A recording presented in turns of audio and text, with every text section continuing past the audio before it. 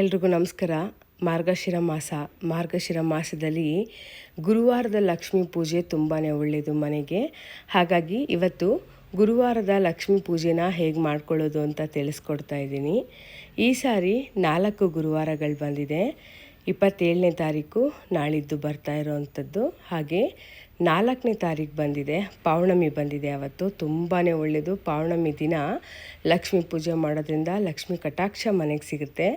ಹಾಗೆ 11ನೇ ತಾರೀಕು, 18ನೇ ತಾರೀಕು 4 ಗುರುವಾರಗಳು ಬಂದಿದೆ.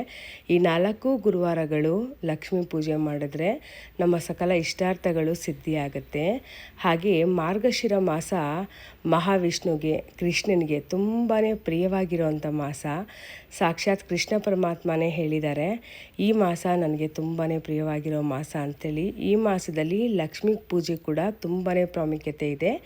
ಇವತ್ತು ಲಕ್ಷ್ಮೀ ಪೂಜೆನ ಸುಲಭ ವಿಧಾನದಲ್ಲಿ ಹೇಗೆ ಮಾಡ್ಕೊಳ್ಳೋದು ಅಂತ ತಿಳಿಸ್ಕೊಡ್ತಾ ಇದ್ದೀನಿ. ಮೊದಲಿಗೆ ನಿಮ್ಮಲ್ಲಿ ಕೆಲವರಿಗಿರುವಂಥ ಸಂದೇಹನ ನಿವಾರಣೆ ಮಾಡಿಬಿಡ್ತಾ ಇದ್ದೀನಿ. ಈ ಸಾರಿ 4 ಗುರುವಾರಗಳು ಬಂದಿದೆ. 4 ಗುರುವಾರನೂ ಮಾಡ್ಬೋದು, ತುಂಬಾ ಒಳ್ಳೆಯದು. ಆಗಲಿಲ್ಲ ಅಂತ ಹೇಳಿದ್ರೆ 27ನೇ ತಾರೀಕು, 4ನೇ ತಾರೀಕು 2 ಗುರುವಾರ ಲಕ್ಷ್ಮೀ ಪೂಜೆ ಮಾಡ್ಬೋದು. ಅಥವಾ 11 ಅಥವಾ 18ನೇ ತಾರೀಕು 2 ಗುರುವಾರ ಲಕ್ಷ್ಮೀ ಪೂಜೆ ಮಾಡ್ಬೋದು.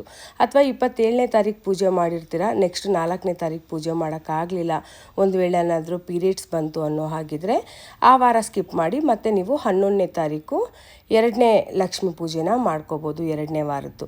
ಹಾಗೆ ಒಂದು ವೇಳೆ 11ನೇ ತಾರೀಕು ಆಗಲಿಲ್ಲ ಅನ್ನೋಂಥವ್ರು 18ನೇ ತಾರೀಕು ಮಾಡ್ಕೋಬೋದು. ಅಥವಾ ಕೆಲವು ಟೈಮು ಗುರುವಾರ ಮಾಡೋಕ್ಕಾಗಲಿಲ್ಲ ಅನ್ನೋಂಥವ್ರು ಶುಕ್ರವಾರ ಕೂಡ ನೀವು ಈ ಪೂಜೆನ ಆರಂಭ ಮಾಡ್ಕೋಬೋದು.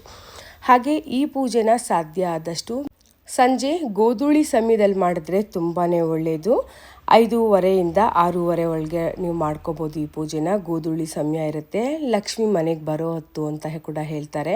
ಹಾಗಾಗಿ ಈ ಸಮಯ ತುಂಬಾ ಒಳ್ಳೆಯದು. ಈ ಸಮಯದಲ್ಲಿ ಆಗಲ್ಲ ಅನ್ನೋಂಥವ್ರು ಬೆಳಿಗ್ಗೆ ಬ್ರಾಹ್ಮಿ ಮುಹೂರ್ತದಲ್ಲಿ 4ರಿಂದ 5:45 ಒಳಗಡೆ ನೀವು ಈ ಪೂಜೆನ ಮಾಡ್ಕೋಬೋದು. ಬೆಳಿಗ್ಗೆ ಹೊತ್ತು ಕೆಲಸ ಕಾರ್ಯಕ್ಕೆ ಹೋಗುವಂಥವ್ರು ನೈವೇದ್ಯ ಎಲ್ಲ ಮಾಡೋಕ್ಕಾಗಲ್ಲ ಅಂದರೆ ಒಂದು ಗ್ಲಾಸ್ ಹಾಲನ್ನು ಇಡ್ಬೋದು, ಪಾಯಸ ಇಡ್ಬೋದು, ಕೇಸರಿ ಬಾತನ್ನು ಕೂಡ ಇಟ್ಕೋಬೋದು. ನಿಮಗೆ ಸಾಧ್ಯ ಆಗೋದನ್ನು ಇಟ್ಕೋಬೋದು.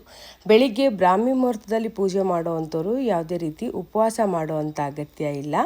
ಆದರೆ ಸಂಜೆ ಪೂಜೆ ಮಾಡೋ ಅಂಥವ್ರು ಅಂದರೆ ಗೋಧೂಳಿ ಸಮಯದಲ್ಲಿ ಪೂಜೆ ಮಾಡೋರು ಮಾತ್ರನೇ ಉಪವಾಸ ಇದ್ದು ಈ ಪೂಜೆ ಮಾಡಬೇಕು. ಉಪವಾಸ ಅಂದರೆ ಹೆಣ್ಮಕ್ಳು ತುಂಬ ಉಪವಾಸ ಮಾಡಬಾರ್ದು ಅಂತ ಕೂಡ ಹೇಳ್ತಾರೆ. ಹಾಗಾಗಿ ಹಾಲು ಹಣ್ಣನ್ನು ತಗೊಂಡು ನೀವು ಉಪವಾಸ ಮಾಡ್ಕೋಬೋದು. ಅಥವಾ ಅವಲಕ್ಕಿನೂ ಕೂಡ ನೀವು ಸೇವಿಸ್ಬೋದು.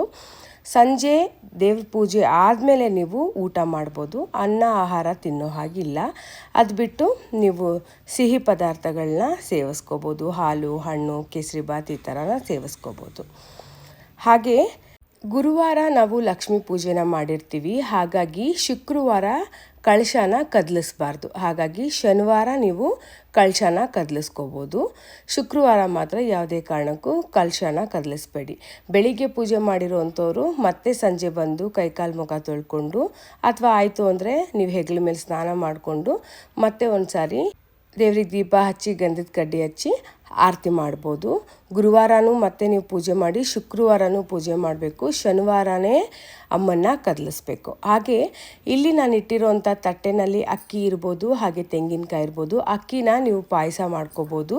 ಸಿಹಿ ಅಡುಗೆಗೆ ಮಾತ್ರನೇ ಬಳಸಬೇಕು, ಯಾವುದೇ ರೀತಿ ಖಾರ ಅಡುಗೆಗೆ ಈ ಅಕ್ಕಿನ ಬಳಸಬೇಡಿ. ತೆಂಗಿನಕಾಯಿನೂ ಅಷ್ಟೇ ನೀವು ಪಾಯಸ ಮಾಡೋದಕ್ಕೆ ಬಳಸ್ಕೋಬೋದು. ಹಾಗೆ ಒಂದು ವೇಳೆ ಬೇಡ ಅನ್ನೋ ಹಾಗಿದ್ರೆ ಈ ಅಕ್ಕಿನ ನೀವು ಗೋಮಾತೆಗೆ ತಿನ್ನಿಸ್ಬೋದು. ಹೂವು ಹಾಗೆ ಗೆಜ್ಜೆ ವಸ್ತ್ರನೆಲ್ಲ ಗಿಡಗಳಿಗೆ ಹಾಕ್ಕೋಬೋದು. ಹಾಗೆ ದೇವ್ರಿಗೆ ಇಟ್ಟಿರೋಂಥ ಹಾಲು ಹಣ್ಣು ನೈವೇದ್ಯನ ಮನೆಯವರೆಲ್ಲರೂ ಕೂಡ ಸ್ವೀಕರಿಸ್ಕೋಬೋದು. ಹಾಗೆ ಈ ಕಳಶ ಏನಿಡ್ತಾ ಇದ್ದೀವಿ, ಗುರುವಾರ ಇಡೋವಂಥ ಕಳಶ, ನಾವು ಪ್ರತಿನಿತ್ಯ ಮನೆ ಪೂಜೆನಲ್ಲಿ ಇಟ್ಟಿರ್ತೀವಲ್ಲ ಕಳಶ, ಆ ಕಳಶ ಅಲ್ಲ, ಇದು ಬೇರೆ ಕಳಶ. ಆ ಕಳಶನೇ ಬೇರೆ, ಅದು ದೇವ್ರ ಮುಂದೆ ನಾವು ಪ್ರತಿನಿತ್ಯ ಇಡೋವಂಥ ಕಳಶ. ಈ ಕಳಶ ಗುರುವಾರದ ಲಕ್ಷ್ಮೀ ಪೂಜೆಗೆ ಅಂತಾನೆ ಇಡ್ತಾ ಇರೋವಂಥ ಕಳಶ. ಇದನ್ನು ನೆನಪಲ್ಲಿ ಇಟ್ಕೊಳ್ಳಿ. ಅದೇ ಕಳಶ ಅಂಥೇಳಿ ಹಾಗೆ ಪೂಜೆ ಮಾಡಬಾರ್ದು. ಇದನ್ನು ನೀವು ಸಪ್ರೇಟಾಗೇ ಇಟ್ಕೊಂಡು ಪೂಜೆ ಮಾಡಬೇಕು. ಈ ಕಳಶನ ನೀವು ದೇವ್ರ ಮನೆಯಲ್ಲೇ ಇಟ್ಟು ಪೂಜೆ ಮಾಡ್ಕೋಬೋದು. ಈಗ ಪೂಜೆನ ಆರಂಭ ಮಾಡೋಣ ಬನ್ನಿ. ಈಗ ಇಲ್ಲಿ ನೀವು ನೋಡ್ತಾ ಇರೋವಂಥದ್ದೆಲ್ಲ ಪೂಜೆಗೆ ಬೇಕಾಗಿರೋವಂಥ ಪೂಜಾ ಸಾಮಗ್ರಿಗಳನ್ನ ನಾನು ಸಿದ್ಧ ಮಾಡ್ಕೊಂಡಿದ್ದೀನಿ. ಮೊದಲಿಗೆ ಒಂದು ಹಿತ್ತಾಳೆ ಚೊಂಬು ತೊಗೊಂಡಿದ್ದೀನಿ. ಹಿತ್ತಾಳೆ ತಾಮ್ರ ಕಂಚಾದ್ರೆ ನಡೆಯುತ್ತೆ, ಸ್ಟೀಲ್ದ ಮಾತ್ರ ತೊಗೋಬೇಡಿ, ಬೆಳ್ಳಿ ಇದ್ರೂ ಕೂಡ ನಡೆಯುತ್ತೆ. ಚೊಂಬುಗೆ ಶುದ್ಧವಾಗಿರೋವಂಥ ನೀರನ್ನು ತುಂಬಿಸ್ಕೊಂಡಿದ್ದೀನಿ. ಹಾಗೆ ಅರಿಶಿನ ಕುಂಕುಮನ ಇಟ್ಕೊಂಡಿದ್ದೀನಿ. ಗಲ್ಯ ಅಂಥೇಳಿ ಅಷ್ಟೊಂದು ಕೊಂಬು ಕಟ್ಕೊಂಡಿದ್ದೀನಿ. ಇಲ್ಲಿ 2 ಥರ ಹೂವು, ವೀಳ್ಯದೆಲೆ, ಗೆಜ್ಜೆ ವಸ್ತ್ರ, ತೆಂಗಿನಕಾಯಿ ಇಟ್ಟಿದ್ದೀನಿ. 5 ಥರ ಹಣ್ಣನ್ನು ಇಟ್ಕೊಂಡಿದ್ದೀನಿ. ಬಾಳೆಹಣ್ಣು, ಚೇಪೆಕಾಯಿ, ಆಪೆಲು, ದಾಳಂಬ್ರಿ, ಹಾಗೆ ಸ್ವಲ್ಪ ದ್ರಾಕ್ಷಿ ಇಟ್ಟಿದ್ದೀನಿ, ಇಲ್ಲಿ ನೋಡ್ಬೋದು ನೀವು. ಹಾಗೆ ಬಳೆಗಳನ್ನ ಇಟ್ಕೊಂಡಿದ್ದೀನಿ ಅಮ್ಮನಿಗೆ ಅಂತ ಹೇಳಿ.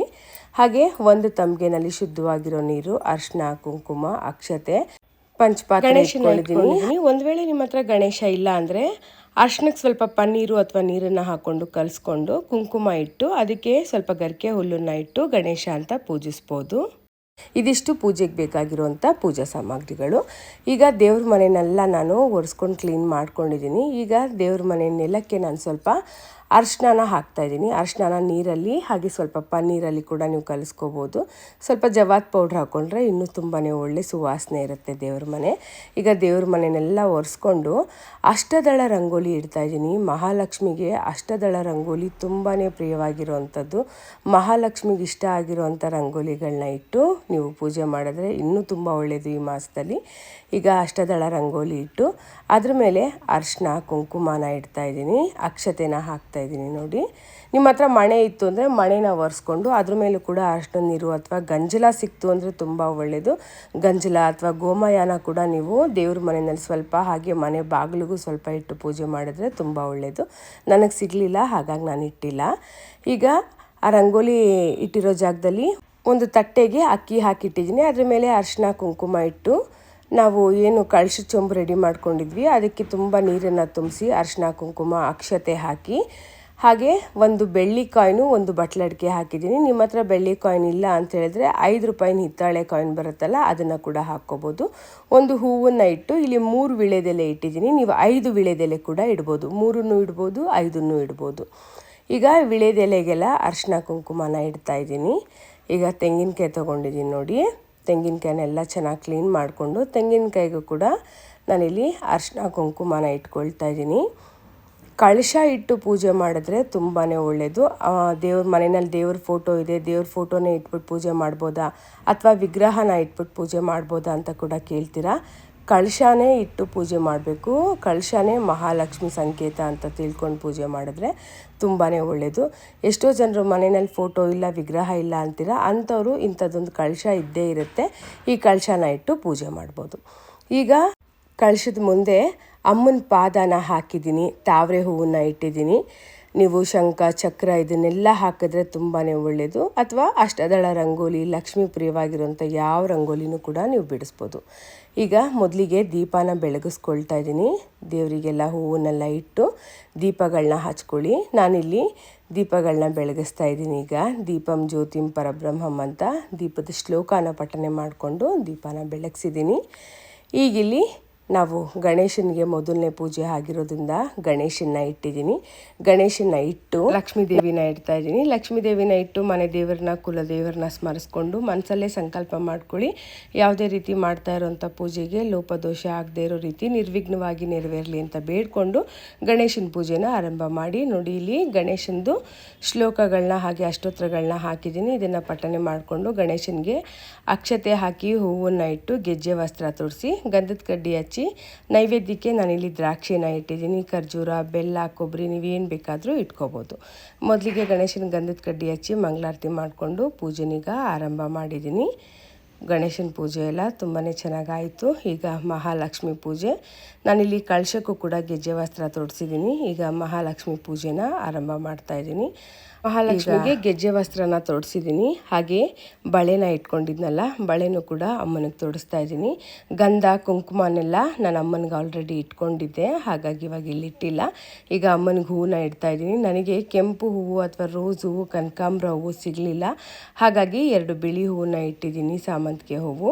ನಿಮಗೇನಾದರೂ ಕನಕಾಂಬರ ಹೂವು ಸಿಕ್ತು ಅಂದರೆ ಇಡಿ, ತುಂಬ ಒಳ್ಳೆಯದು. ಹಾಗೆ ರೋಸ್ ಹೂವು ಕೂಡ ಇಟ್ಕೋಬೋದು. ಕೈಯಲ್ಲಿ ಹೂವು, ಅಕ್ಷತೆನ ಹಿಡ್ಕೊಂಡು ಅಮ್ಮಂದು ನಾನಿಲ್ಲಿ ಅಷ್ಟೋತ್ರ ಕೂಡ ಹಾಕ್ತೀನಿ. ಅದನ್ನು ಕೂಡ ನೀವು ನೋಡ್ಕೋಬೋದು. ಓಂ ಪ್ರಕೃತಿಯ ನಮಃ ವಿಕೃತಿಯ ನಮಃ ಅಂತ ಹೇಳ್ಕೊಂಡು ನಿಮ್ಗೆ ಹೇಳಕ್ಕೆ ಬಂತು ಅಂದರೆ ಹೇಳ್ಕೊಬೋದು. ಇಲ್ಲ ಅಂತ ಹೇಳಿದ್ರೆ ಹೂವು, ಅಕ್ಷತೆನ ಹಾಕ್ಕೊಂಡು ಓಂ ಮಹಾಲಕ್ಷ್ಮಿ ನಮಃ ಅಂತ ಕೂಡ ಹೇಳ್ಕೊಂಡು ನೀವು ಪೂಜೆನ ಆರಂಭ ಮಾಡ್ಕೋಬೋದು. 108 ಅಷ್ಟೋತ್ರಗಳದ್ದು ನಾನಿಲ್ಲಿ ಫೋಟೋ ಹಾಕಿದ್ದೀನಿ. ನಿಧಾನವಾಗಿ ನೀವು ಇದನ್ನು ನೋಡ್ಕೋಬೋದು. ಅಥವಾ ಅದು ಹೇಳಕ್ಕೆ ಬರಲಿಲ್ಲ ಅಂದರೆ ನೀವು ಮೊಬೈಲ್ನಲ್ಲಿ ಮಹಾಲಕ್ಷ್ಮಿ ಅಷ್ಟೋತ್ರನ ಪ್ಲೇ ಮಾಡೋದಕ್ಕಿಟ್ಟು ನೀವು ಪೂಜೆನ ಕೂಡ ಮಾಡ್ಕೋಬೋದು. ನಾನೀಗ 108 ಅಷ್ಟೋತ್ರಗಳನ್ನ ಪಠನೆ ಮಾಡಿ ಅಮ್ಮನಿಗೆ ಗಂಧದ ಕಡ್ಡಿ ಹಚ್ಚಿ ನೈವೇದ್ಯಕ್ಕೆ ನಾನು ಪಾಯಸ ಮಾಡಿದ್ದೆ, ಶಾವಿಗೆ ಪಾಯಸ. ನಿಮಗೆ ಕೇಸರಿ ಬಾತ್ ಆದರೆ ಕೇಸರಿ ಬಾತು, ಅಥವಾ ಮೊದಲನೇ ವಾರ ಮೊಸರನ್ನ, 2ನೇ ವಾರ ಪುಳಿಯೋಗರೆ, 3ನೇ ವಾರ ಕೇಸರಿ ಬಾತು, ಈ ಥರ ನೀವು ಮಾಡಿಟ್ಟು ಪಾಯಸ, ಹೋಳಿಗೆ ಇದೆಲ್ಲ ನಿಮ್ಗೆ ಅನುಕೂಲ ಆಯಿತು ಅಂದರೆ ನಿಮ್ಗೆ ಏನು ಅನುಕೂಲ ಆಗುತ್ತೋ ಅದನ್ನು ನೈವೇದ್ಯ ಇಟ್ಟು ನೀವು ದೇವ್ರಿಗೆ ಪೂಜೆ ಮಾಡ್ಕೋಬೋದು. ಆಗಲಿಲ್ಲ ಅಂತೇಳಿದ್ರೆ 1 ಗ್ಲಾಸ್ ಹಾಲನ್ನು ಇಟ್ಟು ಕೂಡ ನೀವು ಪೂಜೆ ಮಾಡ್ಕೋಬೋದು. ನಾನೀಗ ಹಾಲು ಹಣ್ಣನ್ನು ಇಟ್ಟು ಅಮ್ಮನಿಗೀಗ ಮಂಗಳಾರತಿ ಮಾಡ್ತಾ ಇದ್ದೀನಿ. ಪೂಜೆ ಸಿಂಪಲ್ ವಿಧಾನದಲ್ಲಿ ಹೇಗೆ ಮಾಡ್ಕೊಳ್ಳೋದು ಅಂತ ತಿಳಿಸ್ಕೊಟ್ಟಿದ್ದೀನಿ. ತಿಳುವಳಿಕೆ ಇರೋ ಮಟ್ಟಿಗೆ ಪೂಜಾ ವಿಧಾನನ ತಿಳಿಸ್ಕೊಟ್ಟಿದ್ದೀನಿ. ನಾನು ಕೊಟ್ಟಿರೋಂಥ ಮಾಹಿತಿನಲ್ಲಿ ಏನಾದರೂ ತಪ್ಪಾಗಿದ್ರೆ ದಯವಿಟ್ಟು ಕ್ಷಮೆ ಇರಲಿ. ಹಾಗೆ ಈ ಮಾರ್ಗಶಿರ ಮಾಸದಲ್ಲಿ ಗುರುವಾರದ ಲಕ್ಷ್ಮೀ ಪೂಜೆ ಮಾಡೋದ್ರಿಂದ ಸಾಕ್ಷಾತ್ ಮಹಾಲಕ್ಷ್ಮಿನೇ ಮನೆಗೆ ಬಂದು ನಮ್ಮೆಲ್ಲ ಕಷ್ಟ ಕಾರ್ಪಣ್ಯಗಳನ್ನು ಕೂಡ ಬಗೆಹರಿಸ್ತಾಳಂತೆ. ಹಾಗಾಗಿ ಎಲ್ಲರೂ ಕೂಡ ಗುರುವಾರದ ಲಕ್ಷ್ಮೀ ಪೂಜೆನ ತಪ್ಪದಿರ ಮಾಡಿ, ಎಲ್ರಿಗೂ ಒಳ್ಳೆಯದಾಗಲಿ. ಹಾಗೆ ಈ ಮಾಸದಲ್ಲಿ ಬೆಳಗಿನ ಜಾವ ಅಶ್ವತ್ಥ ಮರ ಪ್ರದಕ್ಷಿಣೆ ಹಾಕಿದ್ರೂ ಕೂಡ ತುಂಬ ಒಳ್ಳೆಯದು. ನಿಮ್ಮ ಕೈಲಿ ಸಾಧ್ಯ ಆದಷ್ಟು 3 ದಿನ, 5 ದಿನ, 9 ದಿನ, 21 ದಿನ ನಿಮಗೆ ಸಾಧ್ಯ ಆಗುವಷ್ಟು ಮಾಡಿದ್ರೆ ತುಂಬಾ ಒಳ್ಳೆಯದು. ವಿಡಿಯೋ ನಿಮ್ಮೆಲ್ರಿಗೂ ಇಷ್ಟ ಆಗಿದೆ ಅಂತ ಹೇಳಿ ಭಾವಿಸ್ತಾ ಇದ್ದೀನಿ. ವಿಡಿಯೋ ಇಷ್ಟ ಆದರೆ ಲೈಕ್ ಮಾಡಿ. Thank you so much for watching.